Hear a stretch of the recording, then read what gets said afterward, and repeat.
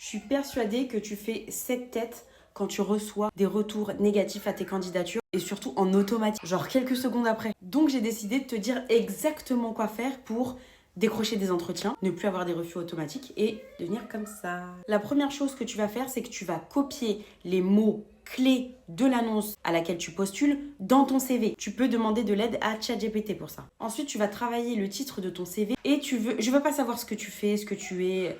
Tu mets le même titre qu'il y a sur l'annonce à laquelle tu postules. S'il y a écrit Cloud Engineer, tu mets Cloud Engineer. S'il y a écrit Architecte d'intérieur, tu mets Architecte d'intérieur. Ensuite, tu vas répéter les compétences clés qui sont demandées dans l'annonce 2 ou 3 fois, un peu partout dans ton CV. Ensuite, il faut absolument que tu utilises un format simple. Tu peux utiliser le format ATS Friend. C'est le format le plus simple qui existe. Pas de colonne, pas de logo, pas de couleur, rien. Basique. Et la 5e étape, c'est d'ajouter des métriques. Ajoute des chiffres. Le recruteur ou l'ATS a besoin de mesurer l'impact de des actions. On s'en fiche juste des phrases. La 6e étape, c'est que tu retires de ton CV toutes les phrases bateau qui existent. Et les mots bateau comme autonome, travail d'équipe, passionné. L'ATS s'en fout, remplace par des actions et des résultats, comme je t'ai dit. Et la dernière étape, c'est d'utiliser un ATS scan. Tu peux utiliser par exemple jobscan.co. Le logiciel va scanner ton CV et te dire s'il correspond vraiment à l'annonce à laquelle tu postules et s'il va passer les ATS.